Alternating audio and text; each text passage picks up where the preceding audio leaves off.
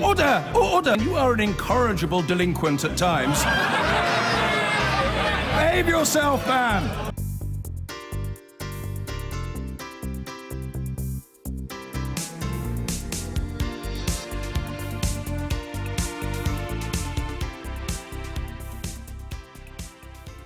And with me tonight, the government's culture secretary, also responsible for media, digital and sport, once an economist at the Bank of England, Matt Hancock.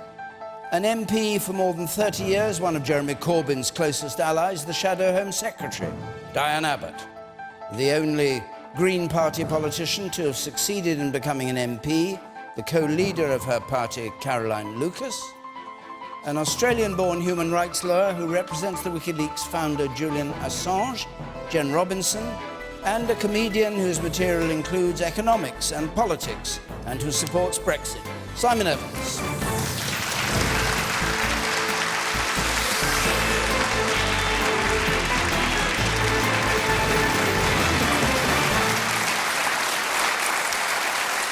Good, and you can, of course, join in the debate from home if you still dare to use social media. Our hashtag is BBCQT. Our first question from Isabel Moyer, please. Isabel. Should Amber Rudd resign or be sacked? Caroline Lucas. Well, certainly one or the other, and if she won't resign, then she should be sacked.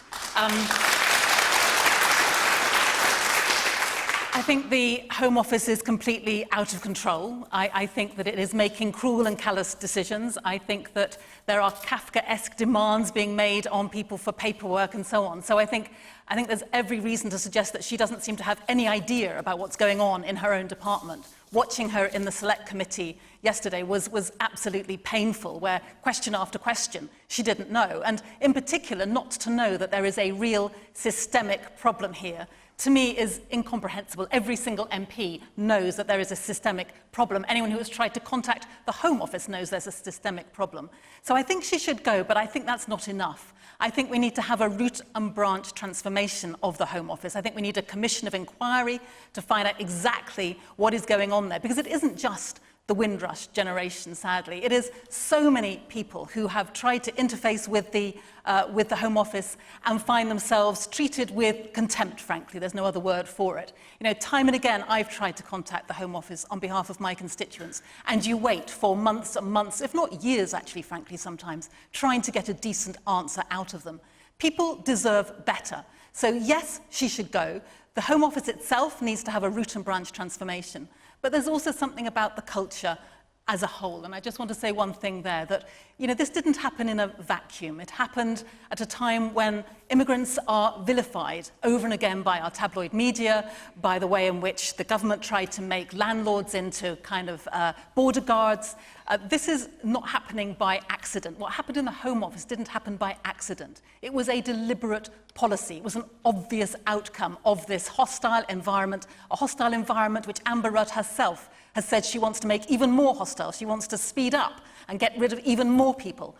And this way in which, well, just the last thing, just to say the way in which Theresa May has tried to pretend that this is only an issue for illegal migrants, I think is just disingenuous, because we know that the net removal targets created a culture in the Home Office itself where there was an incentive on people, if a psychological one, if not anything worse, to refuse people who have every right to be here. I think this is a real stain on our country, and at the very least, Amber Rudd should go.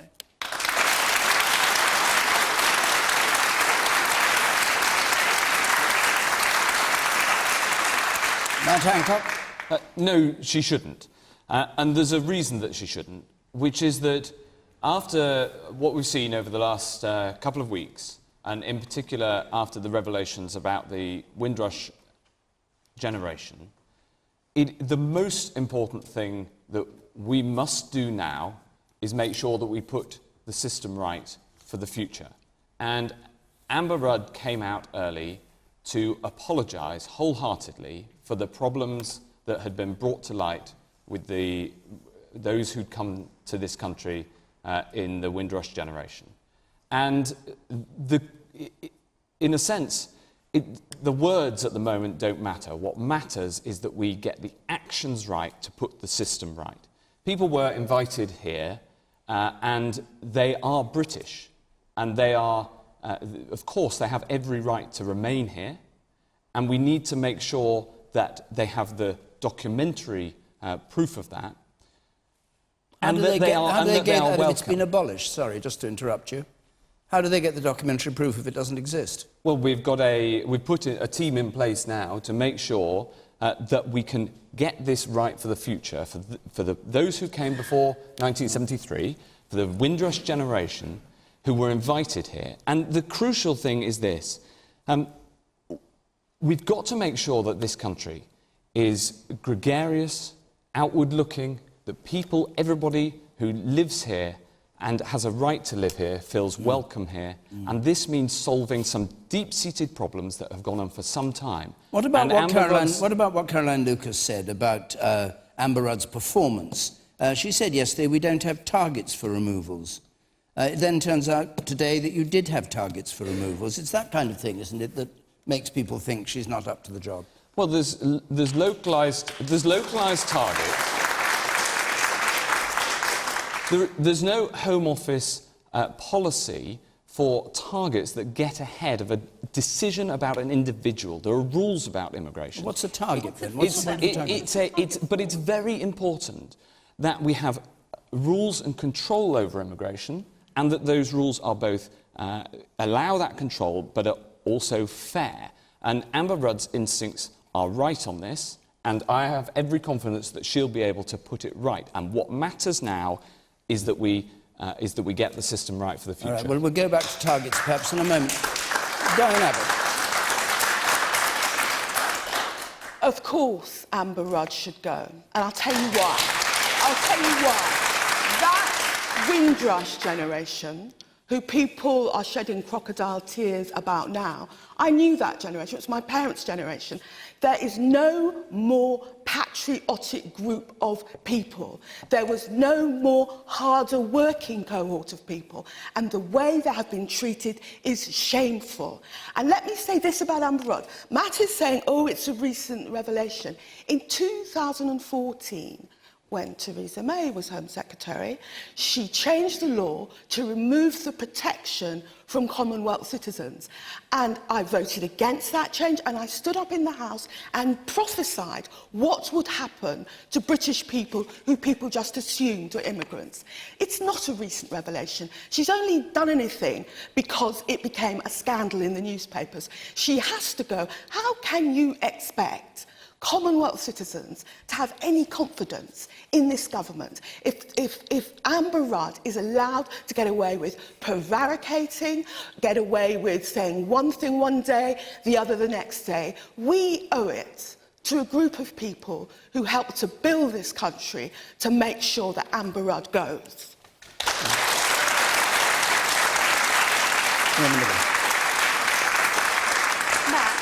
Matt, how can you say that words don't matter and an apology from Amber Rudd makes everything okay when you just said yourself action needs to happen? The words Amber Rudd has said clearly have been dishonest over the last couple of days regarding the targets. So if actions are going to happen, surely Amber Rudd needs to go, and these actions need to come by someone new in the Home Office. And you, sir, in the front here. I think we're in danger of losing sight of what is quite an important issue.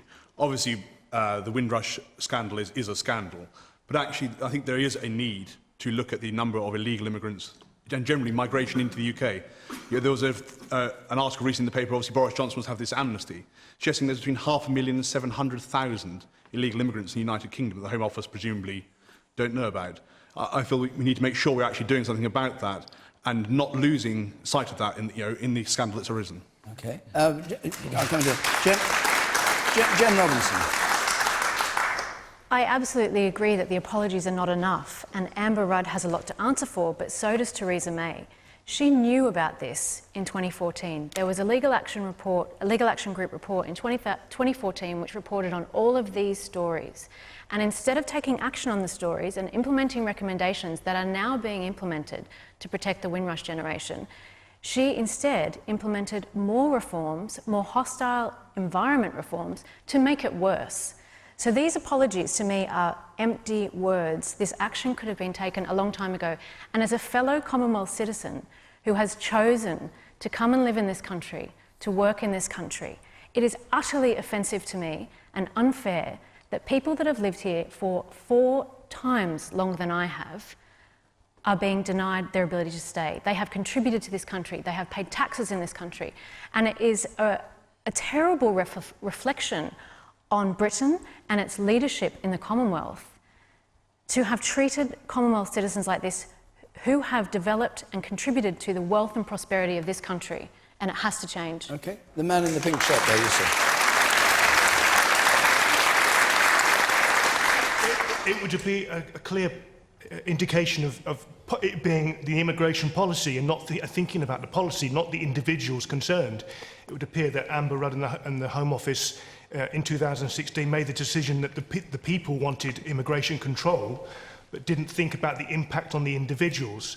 Therefore, Amber Rudd is responsible for the Home Office, and ultimately she has completely misjudged the mood of the people. Do you think illegal immigrants should be removed? I do. Simon Evans. Well, it certainly does appear to be very nearly a perfect storm, doesn't it, for the Tory party, with Amber Rudd, the current incumbent, but the Prime Minister, the previous incumbent.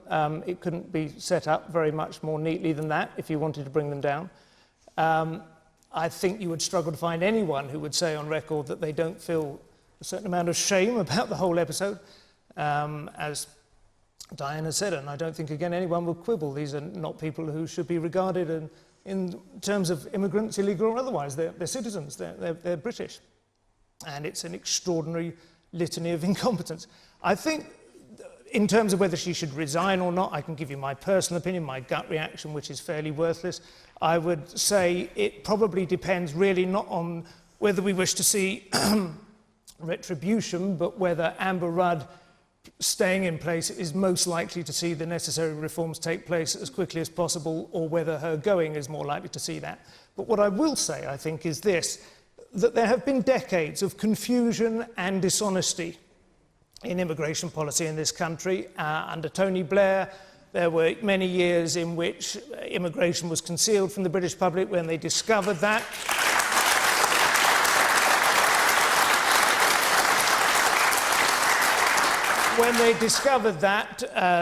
their anger was harnessed by the Tory government, who then instituted this climate of hostility, which has in turn swung far too far in the other direction and created its own problems. We need transparency. The British people are entitled to say what they want to see their government do on this, and we need to see a government that is willing to institute that and not try and, disguise what their true intent and actions are. Okay.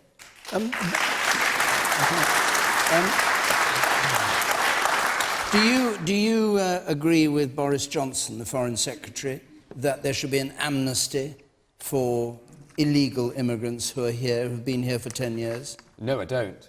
And I think it's very important in this discussion to distinguish between the need to tackle illegal immigration and to make sure that the rules are abided by. Illegal immigration has some terrible impacts on people, affects some of the most vulnerable people who are here in this country.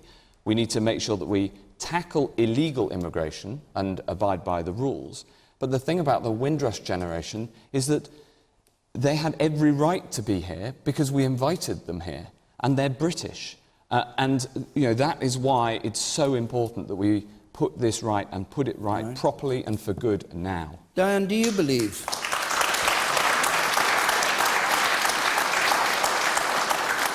Do you believe there should be an amnesty for people who've been in this country illegally for 10 years? No, I don't. And one of the things I don't like, though, is how people confuse the issue of illegal immigrants with the issue of the Windrush generation. They were not immigrants. They were Commonwealth citizens who've been treated very poorly. And, we're not just talking about, they couldn't get a piece of paper, they couldn't get treatment for cancer, they couldn't come back to this country when they went back to the Caribbean for a wedding. So some of them were thrown out of their house, others lost their jobs. This is one of the biggest scandals in the Home Office for some time. So let's not confuse it with the issue of illegal immigration. And as for this idea that Tony Blair brought in immigrants and they were hidden from the British people, if immigrants were hidden from the British people, I don't know what all those people walking around London are. I mean, it's just absurd to talk in conspiratorial terms. This is an issue of right and wrong. The Windrush generation were treated in a wrong way, and we have to make it good. I'll come to you in a moment. As Shadow Home Secretary, what is Labour's policy on illegal immigrants? Because I've been an MP for a few years, I know what tragic lives a lot of illegal immigrants live. They live in fear. If they're women, they can be subject to domestic violence. So we would want to bear down on the numbers of illegal immigrants. We are not talking about wanting illegal immigrants. I'm talking about having a fair and transparent and efficient system.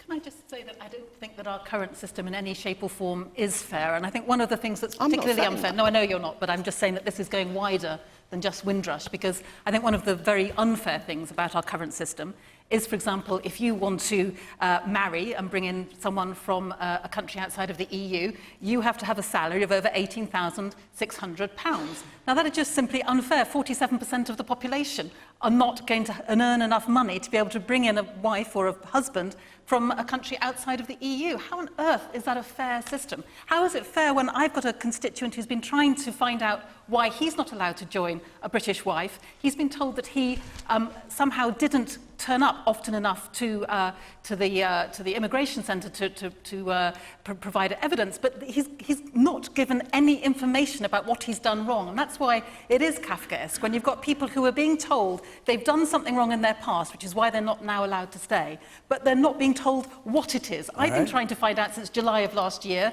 I've written letters, parliamentary questions, and there's just no answer. I think, frankly, Matt Hancock, saying that words aren't relevant and don't matter is completely shameful, because that creates the whole rhetoric around this idea of immigration. Having vans in the roads saying, go home, like, to anyone that wasn't born here, that says go home, even if they aren't here illegally. The words create the whole rhetoric around it and create a whole feeling within the nation that is then put on everyone who wasn't born here or who doesn't have British citizenship and is given indefinite leave to remain. And how can we trust that that really means indefinite leave to remain after this entire scandal? Words create the rhetoric which has the effect on the people that are working in your NHS to serve you and treat you, and working, paying taxes to finance the building that you work in. I mean, it's completely ridiculous. Were the vans... I'll come to you up there. Were the vans a mistake, Matt Hancock? Yes, and what I'd say on is what my point was. Whose responsibility are they? My point. Whose responsibility were they? Well, they were the government's responsibility at the time.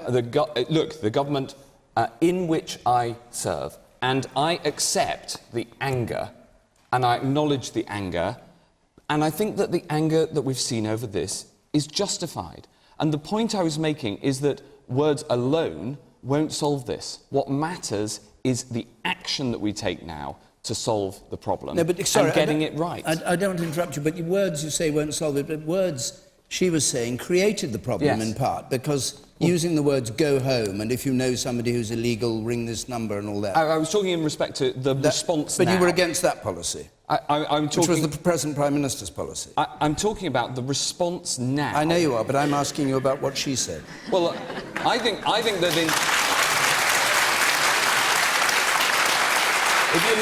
If you let me finish, the response now, words alone are not enough. What we need is action. That was the point I was making. With respect to the vans that drove around, they were taken off the streets, and the reason is because that was a wrong decision, wrong thing to do. Man up there.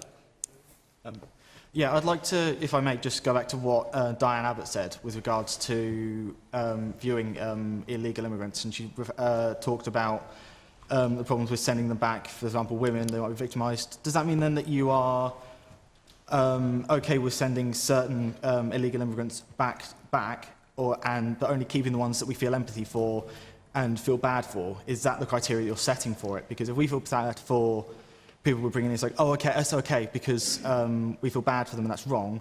But if there's no level of kind of empathy or sympathy for their situation, that's fine, we can get them back. It's just as long as we can do what we want, as long as it doesn't make us feel bad. What I was saying is that I would not lightly condone a situation which created illegal immigrants as such, because after decades as a constituency member of parliament, I've seen all the misery that illegal immigrants go through. If you really want to know what I'm saying as Shadow Home Secretary, we need to change the conversation on immigration. We need to have a fairer system, a more transparent system, a system that works in its own terms. But above all, we need to change the narrative, a narrative which says that immigrants are somehow always a problem, always a drain. Anything you do to them, you know, it doesn't really matter. And the thing about the Windrush scandal, I think it's made a lot of people think again about immigration and about the absolutely ramshackle immigration system we have in this country.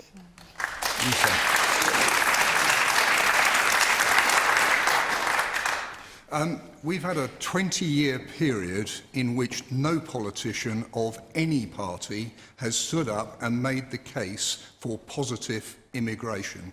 Is it little wonder that the civil servants who have to execute the policy get confused between legal and illegal immigrants? All of you are to blame. This is not a party matter. Every politician in this country for 20 years has ducked the issue.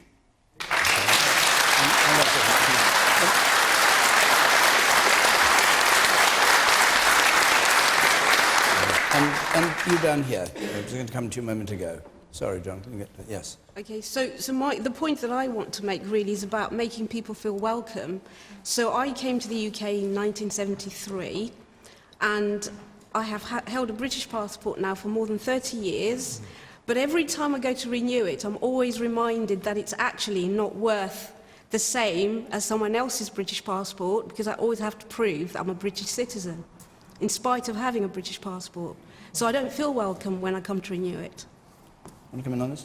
The problem is, if people mingle into society, having arrived legitimately, it is quite difficult. And of course, what the government has done, probably because we have not been willing to pay sufficient amounts of tax in order to fund them properly for decades, what the government has done is tried to use very blunt instruments like racist vans to make these people go home in much the same way that the BBC would drive around and make you believe that that weird thing with the radar on the roof actually knew if you were watching a telly without a licence. I mean, it was absurd. But they try and scare you into this stuff, you know, because what would actually solve the problem would be a decently well-equipped and well-informed service. Can I just say one thing, sorry, because we were accused, all of us, of being anti-immigrant. Be very brief, Caroline, so very briefly, the Green Party is proud to say that we want to have a Windrush Day. We want to celebrate the contribution of immigrants. And I'm also proud to say, sir, that the Green Party has always stood up for freedom of movement, and we will continue to do so.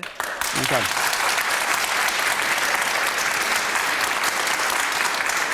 So, before we take the next question, we're going to be in St Albans next Thursday, the week after that in Kettering. On the screen are the details of how to apply, and as ever, I'll give them at the end. Julie Pearce, can we have your question? Why does Labour have such a problem with anti-Semitism? Jen Robinson. Look, I think anti-Semitism is... I'm not sure that it's a problem just with the Labour Party. It is a problem across our society. Anti-Semitism is an awful form of racism, and one that must be rooted out from across the political spectrum, whether the Labour Party, the Conservatives, and across society. It is, unfortunately, a particular form of racism that has deep roots in Western society, and we must continue to be vigilant about seeing the new forms it takes and making sure we take action. It is not a smear, I would say, and I think there's been a lot of discussion about this week. It is not a smear to call out anti-Semitism. It must be called out in all contexts, in all circumstances, against all parties, on its own terms. These phrases are often used for political ends, but it must always be called out, and we have a responsibility to do so. And I think the Labour Party has done the right thing by trying to sit down and listen to those who are affected, to sit down with the Jewish community and listen to their complaints, and that's the first step towards finding a solution. Of course it could be done better, and there have been some excellent suggestions from the Jewish community, including expediting complaints, which I think would go a long way to to assuaging the community and assuring them that action is being taken and that must be implemented. And I'm sure it would be much better for both those accused of it and those who have suffered it that these complaints are dealt with much faster. Okay. But to say it's just a problem in the Labor Party, I don't think that's correct. Okay, Lisa. I would just like to say that generally through looking through Labour's experience with anti-Semitism, what I found was that it was less anti-Semitism and more based around anti-Israel policy. I feel like that's kind of understated when people talk about anti-Semitism, and they kind of mix the two things up very... Matt Hancock, do you believe Labour has a problem with anti-Semitism, as Julie Pearce is asking? Why does Labour have such a problem? Well, there's clearly a problem, and they've admitted it. And anti-Semitism is wrong. It's a horrific form of racism, and we've seen the horrors that it can lead to. But I think that I very much hope that the Labour Party is now getting a grip on it, and I wish Diane and Jeremy Corbyn well in their efforts to do so. But it is clearly a sore that needs to be sorted out. I'm worried that it's part of a wider issue that I have a big concern about, which is the whole political discourse is harsher and more unpleasant, and there's more bullying than there used to be. Yes, there's the anti-Semitism issue in the Labour Party, but it's that it's harder to have a reasonable debate. You know, and that debate that we need to have has to be based on mutual respect of people who disagree. You know, I disagree with Diane on lots of things, but I have huge respect for her 30 years in public life and what she's stood for. And I hope that we can somehow get back to a better quality debate where we have discussions on the issues and we try to get rid of some of the bullying and the anti-Semitism that we've seen and that seems to have got worse in the last few years. All right. Thank you. The woman in blue had her hand up. Yes.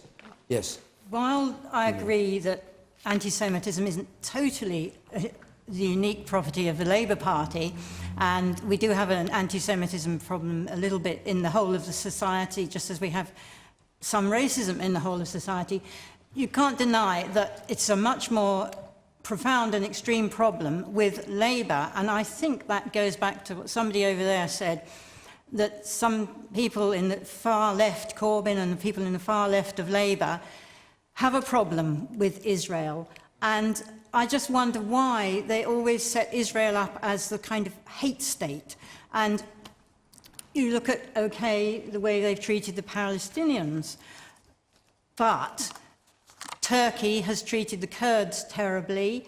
Syria has, bombed its own people. We think used chemical weapons against its own people.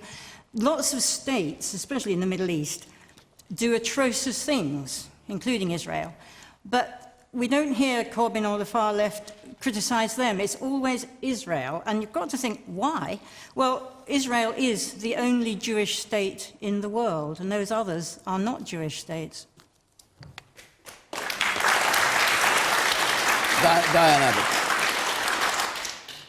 I take anti-Semitism very seriously, partly because I've literally spent a lifetime fighting racism, anti-Semitism and discrimination of all sorts, but partly because in Hackney I have one of the oldest Jewish communities in the country, and I respect that history, I honour that history, and the links between the Jewish community and the Labour movement go back a century.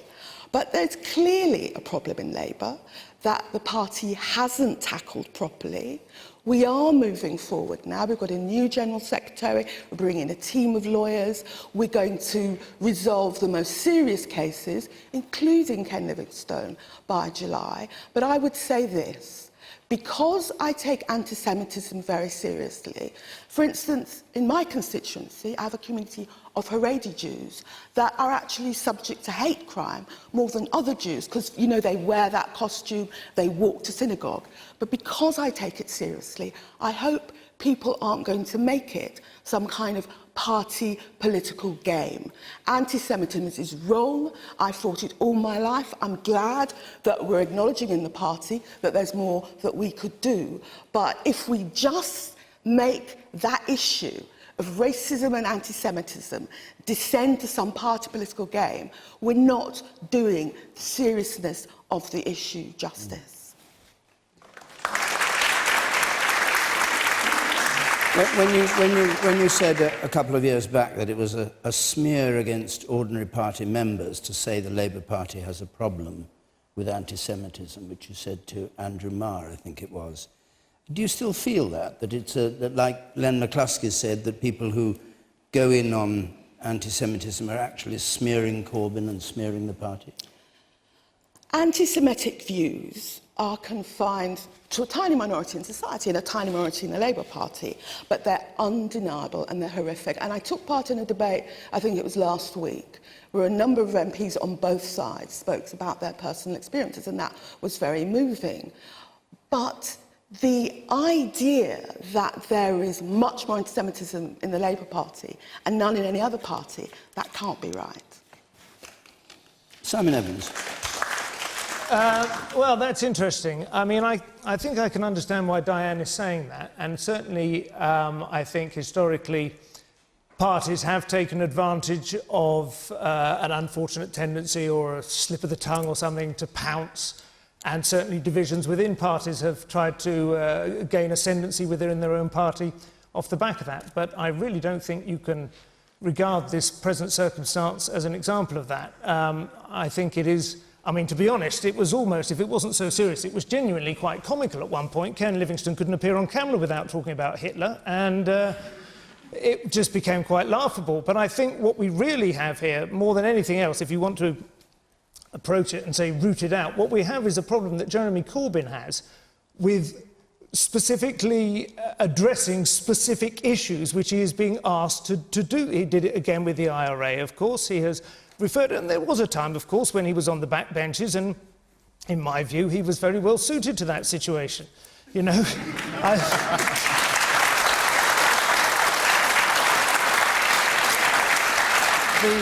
the Labour Party has a long and, frankly, quite worthwhile history of supporting the rights of dispossessed and oppressed Palestinian peoples. I happen to go to university with somebody who worked with the Labour Party for several years on that campaign, and, you know, in that sense and in that particular regard, Israel was seen as a uniquely hostile presence within the Middle East. You're absolutely right, the lady in the blue shirt.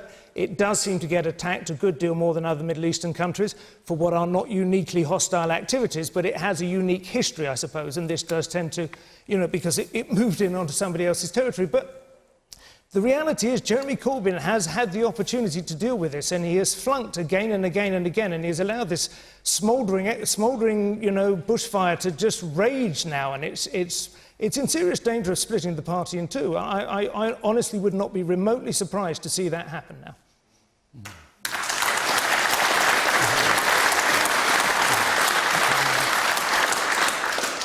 Sadly, regardless of what Diane Abbott said, and I used to live in Hackney, there is a perception now that the Labour Party is becoming more and more anti-Semitic, and as the gentleman said, it is a smouldering fire which must be stamped out, and it almost seems like the leader, Mr Corbyn, is reluctant to take the issue.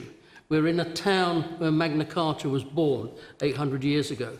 There's a Jewish memorial in the town centre back to 1109 for 57 Jews that were murdered. We all know what happened 80 years ago when there was another anti-Semitic thing and it ended up in the Holocaust. This is 2018. The Labour Party needs to get a grip of this and stamp it out once and for all.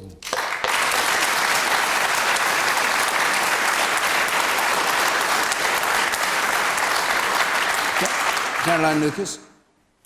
Well, I think anti-Semitism is a stain on our society. I think it is a particularly disgusting form of racism, and the fact that you have Jewish schools now that have to have guards outside them, I think is truly shocking.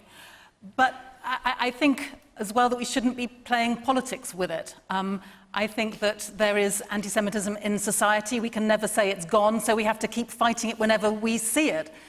But the point I wanted to pick up actually was the point that's been made by a couple of people in the audience about this issue of whether or not the left is more anti-Israel. And I think we have to be so careful in what we mean and how we say it. I'm not anti-Israel, but I am sometimes very critical of the actions of the Israeli authorities, quite often the illegal actions of the Israeli authorities in Palestine.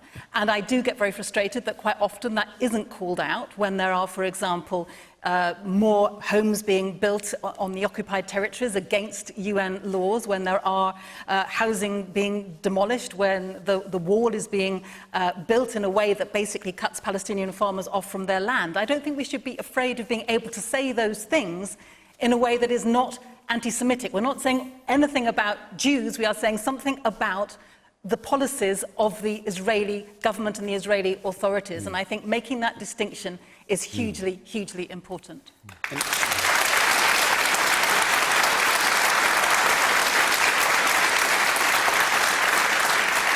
Just before we leave this, what did you mean when you said it's not something that people should play politics about? What are you alleging there?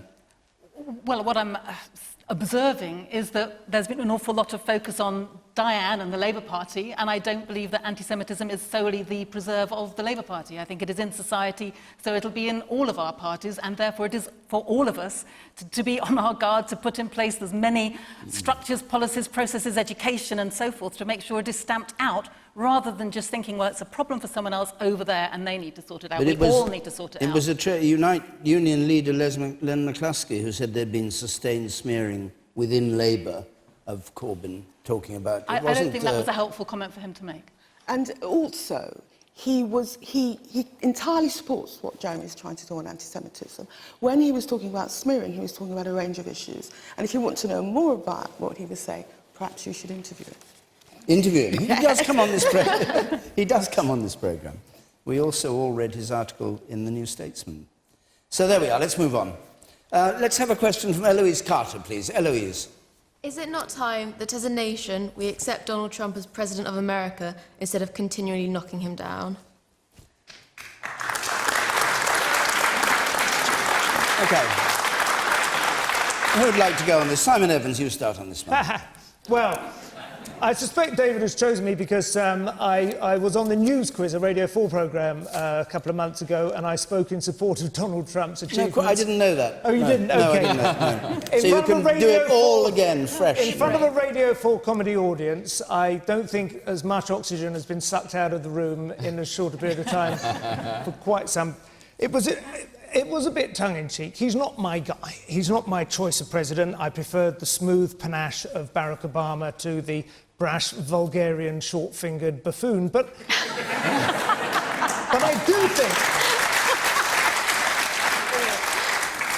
I do think the lady who asked the question has a very good point. I think if you look objectively at Trump's administration so far, it has certainly not been the car crash that was anticipated by many of what Michael Gove would call experts. Paul Krugman, for instance, a Nobel Prize-winning Keynesian economist, anticipated that the US economy would be absolutely on the floor by the end of the first year of his administration. He said, quite categorically, it will tank. The stock market will tank, the economy will tank, jobs... The exact opposite has happened, as I'm sure everyone in this room is aware. The stock market has had record gains. Unemployment is very low, including insignificantly among the black population in America have benefited in employment terms.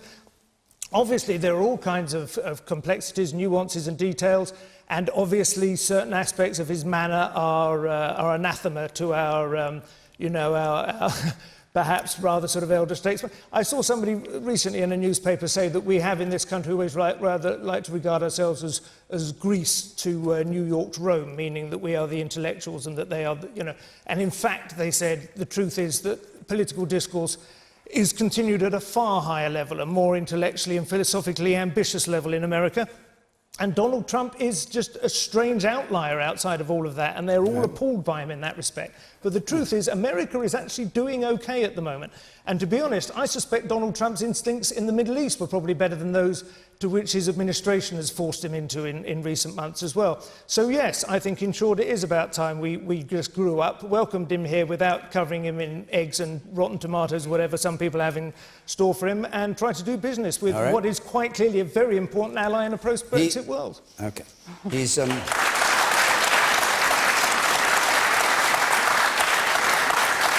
He is, of course, coming here. It was announced today in July, Friday, July the 13th, a lucky Friday. Jen Robinson.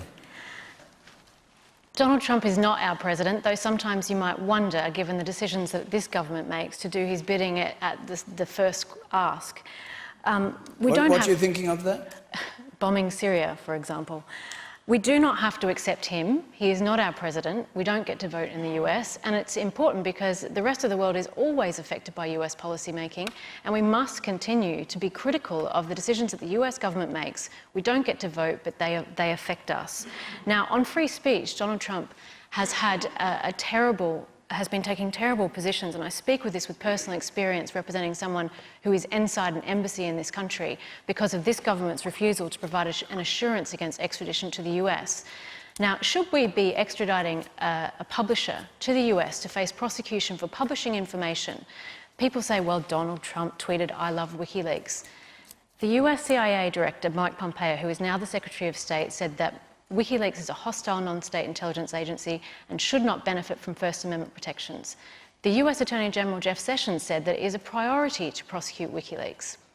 In these circumstances, Julian Assange's case could have been resolved over 8 years ago without the immense cost to policing in this country, £12 million between 2012 and 2015, until the government classified that because it became an annoying fact to have to deal with. Why won't this government stand up to the US on free speech, give an assurance to protect Julian Assange from extradition, and save the British taxpayers all of this money? Well,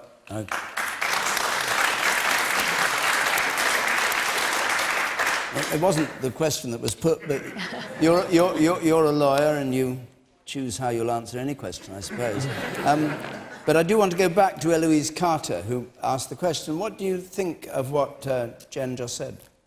Well, I think that instead of focusing mainly on freedom of speech and stuff, that we should embrace the fact that he is the President of America and that we cannot change that, and that, especially with going forward with Brexit, that he's going to be even more important to us than ever before, so we should just embrace what we have to deal with now. OK, Caroline Lucas, do you agree with that?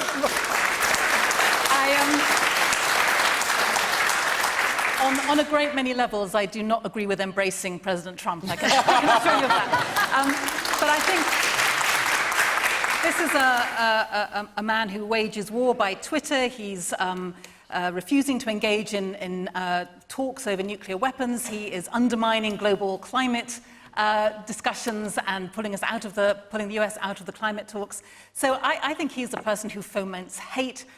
He's building his famous wall. There are many good reasons why we should protest his policies. That is not to say that he shouldn't come here, and I'm sure that when he does, there'll be plenty of people on the streets showing the best of Britain and standing up for all of those groups that he rather wishes didn't exist. But I think what was quite interesting in just recent days was to watch that choreography between Macron and Trump. It was really quite toe-curling to see the picking of the dandruff off the jacket. But what struck me particularly was, the sort of spasm of existential angst that seems to come over the British establishment when we see another country that it seems to be taking what we believe is our rightful place as the other partner in the special relationship. And I really do wish that England in particular, because I think Scotland's got a bit more self-confidence, but I wish England in particular could just be a little bit more secure in itself and a little bit less anxious and needing to suck up to Trump, particularly in the context of Brexit. And what worries me there is that when we don't have all of the trade deals we currently have with the EU, we'll be even more dependent on Trump. And if we think we're going to get a decent trade deal out of him, I think we've got another thing coming. Okay.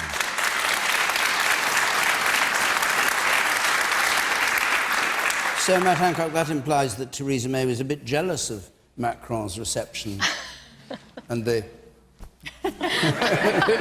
Well, I can put my arm around you as well, David. Right, come on. Of course we should and we do accept that Donald Trump is the president It's an incredibly important relationship. The relationship, of course, is much deeper than any one person. There's strong relationships at all levels, in government and amongst people. We have to make sure that we influence the strongest economy on earth. The United States kicked out more Russian diplomats than any other country in response to the Salisbury attack. There have been strong supporters when we've needed them recently in the face of Russian aggression. So we need to keep working with the Americans and with President Trump, and especially, as I didn't expect to say this, as I agree with Caroline on the point about post-Brexit, we need to be looking to the whole world. We need to be engaging with the whole world. We need to be trading with the whole world. Well, there was a bit of what you said I agreed with. And the crucial point is this. We need the self-confidence to be looking out to the world, to be entrepreneurial, and that means making sure that we're close to our greatest trading partner, which is the United States of America. As a young Muslim living in the UK today, I don't see why I should have to accept him as my president. He's done nothing for me, he's done nothing for my community, he's done nothing for my family. All he does is spread his hateful rhetoric. It angers me, it saddens me, and most of all, it scares me that people think like this, that people have so much hate directed towards someone they don't even know. The amount of times that I have been called a terrorist is awful. It's disgusting. I see people looking shocked. I'm not even shocked. I think, how am I going to deal with this? I don't want to have a president here who adorns to all of these views, and I hate that I have to say that to people as well.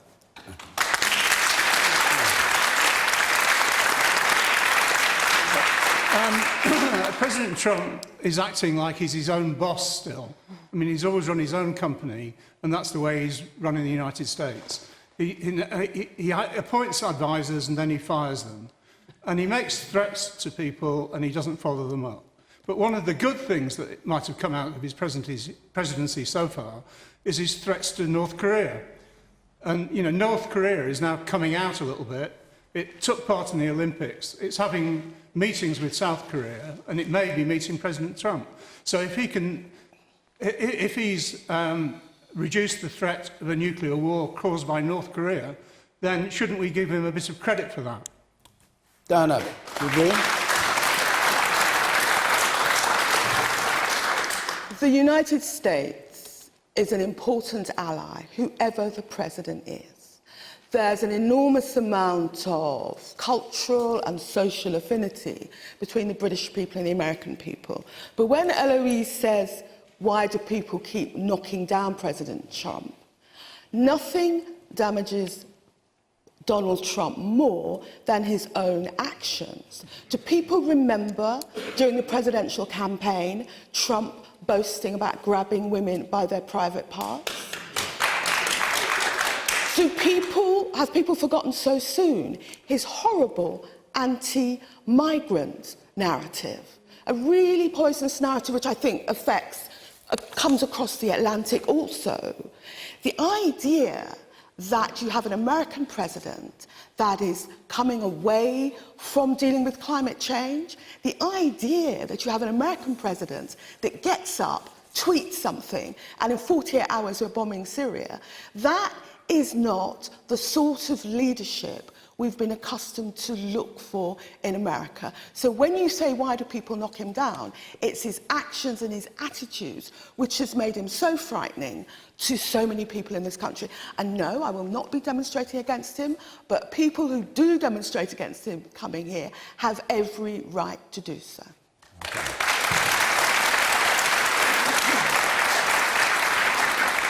We have under 10 minutes to go. We have to have our traditional catch-up on where Brexit has got to, as we try through the fog and the murk to work out what on earth is going on. So I'm going to take this question from Iris Taylor. This is the thing they've been going on about all week and indeed yesterday. Iris Taylor, let's have your question. Would staying in the customs union still deliver Brexit? Yes, customs union was, as everybody keeps saying, not on the ballot when the country voted by 52% to leave the EU. So would staying in the customs union still count as Brexit? Matt Hancock. Well, I think that we should leave the customs union. I voted Remain, but I said before the referendum that I'd accept its result, and I do. And the reason that I think that we should leave the customs union is because I want to have essentially free trade with Europe, but also free trade with the rest of the world. With America, which is growing fast, with the Far East, which is going gangbusters at the moment.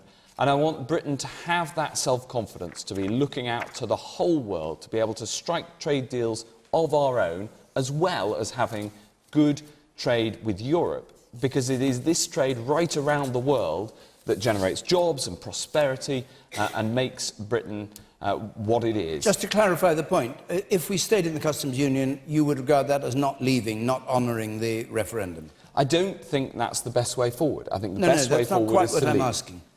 I'm not quite what I'm asking. You know the argument that's going on. If we were to find some form of remaining in a customs union, would that, in your view, be in defiance of the 52% who voted to leave the EU, or not? My argument is that the best thing to do is have a good customs deal with the EU. Yes, I know that. Well, there you go. Well, I'll say it again if you want. No, I just wish you'd answer my question. It's actually the question that was asked by Iris Taylor. Would staying in the customs union still deliver Brexit, yes or no? Well, Brexit means leaving... Brexit is leaving the EU. But is it leaving the customs union? That's what's arguing in Parliament, arguing today in Parliament, arguing in the Cabinet. Is staying in the customs union leaving the EU or not? The reason that I'm answering the question in my way is because That's a way of saying you're not answering the question. Is because what we've got to do is get the best possible arrangements with Brexit. And the best possible arrangement is to leave the customs union and to strike a good deal with Europe and good deals around the world. OK. Diane Abbott, will you have a go at it? Would staying in the customs union, from Labour's point of view, still count as Brexit? We're very clear that we want to stay in a form of customs union. And there are good reasons for that. Business and manufacturing are terrified of us coming out of the customs union completely because they've got supply chains across Europe, and if there is no type of customs union, they're going to find themselves in a very problematic situation. There's also the question of Northern Ireland. The Tories have yet to come up with a solution to the Northern Ireland border which doesn't involve being involved in a type of customs union. The Labour Party respects the Brexit vote, but more than anything else, we want a Brexit which is good for jobs, good for people, good for the economy, and that means staying in a form of customs union. And the single market too? No, we're not talking about the single market, but you asked me about the customs union. Yeah, I'm only throwing in the single market. Yeah, well, you can try. No, a customs union... Labour should be going further. Labour should absolutely be going further on this. And you know, what you've just said, Diane, is true of the customs union, but is even truer if you were to stay in the single market too. And to be honest, seeing Labour resile from that position, not actually standing up for so many communities that we know are going to be much worse off as a result of Brexit, I think is a real, real shame. You, sir. Diane made the point. During the referendum, I didn't hear any talk about the Irish border. No. It just wasn't considered, and it's one of the major things now that's come out in Brexit. And what do you make of that? I think it's a pig's breakfast. I don't think there's a solution. It's being kicked down the road, and it's still being kicked down the road. Okay, You so know, to put the peace in Ireland at risk was never on the ballot paper. Simon Edmunds. I don't think staying in the Union would deliver Brexit as it was understood by the majority of people who voted for it. Obviously, it's subjective, but the people who voted for it, I suspect, intended us to be able to go and create new contracts and new deals with the world at large. I do hugely sympathise with the people Caroline and Diane are talking about who are terrified of what will happen if we leave the customs union or indeed the single market. I realise it will be an horrific amount of paperwork at the very least. I break a sweat when I need to apply for a new parking permit, so I completely have sympathy for that situation, but I think we need to show some courage and some spunk on this occasion. I think we need to get out there, take on a new adventure, rather than limp off with a half-hearted version of the one we were already in and weren't obviously satisfied. Okay.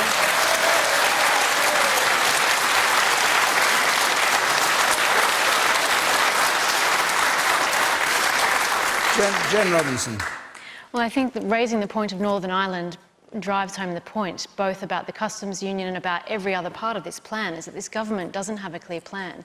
And Theresa May never had a clear plan. She is unwilling to go before Parliament and make a clear and persuasive case about each aspect of this plan. Whether we're talking about Northern Ireland, there is no solution for this. If we respect the rights that have been given under the Good Friday Agreement, constitutionally, I don't see how we can sustain the current devolved constitutional arrangements. Whether we talk about the Charter of Fundamental Freedoms, this government promised us that human rights would not be affected as a result of the Brexit. That was just not correct. And the only thing that is saving us from that is the fact the House of Lords exercised supervision over this and has insisted that if we are to have EU law apply in this country, that the Charter of Fundamental Freedoms will apply to protect us. It is an absolute dog's breakfast, and it is a shame that this country has had its constitutional structures pulled apart without a clear plan. Okay. Yeah. The point raised by you is very, very valid, and that is that... By who? Simon. Yeah, Simon. Sorry. Well-known Radio 4 personality. Radio 4. Radio. Yes. Go on. And that's that Brexit was a very subjective issue. It's different for each person. They interpret it differently due to the differing formats of the debate. And the thing is that the idea of Brexit, the terms and conditions, as it were changed very much from a day-to-day basis, depending on how the debate was going during the course of the referendum. There was no clarity put forward by David Cameron or by Theresa May. I think they should be held to account a bit more for the lack of judgment that they had then and are having now in not sorting out situations like the Irish border, which are so important. And you want to come in? Do you agree with him?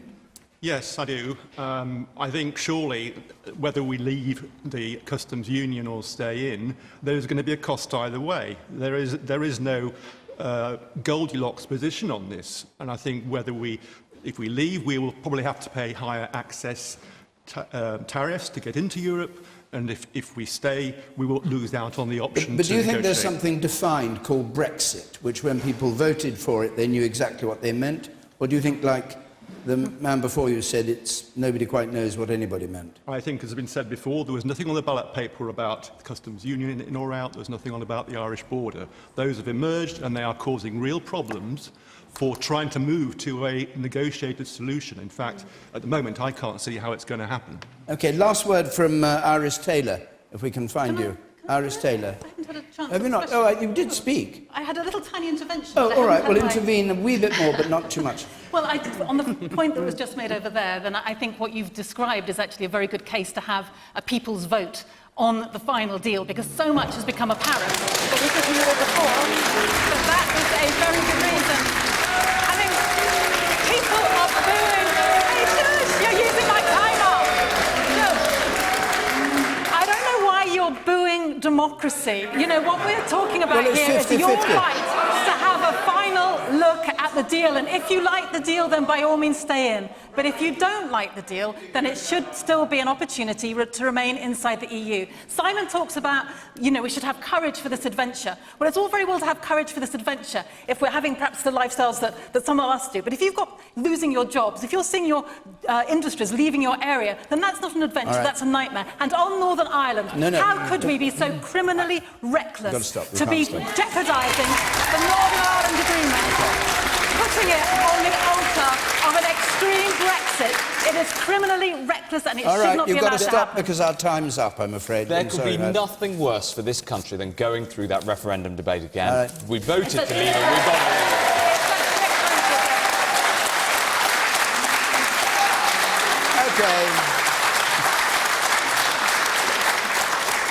it. OK. Time's up. We were just getting started. Yes.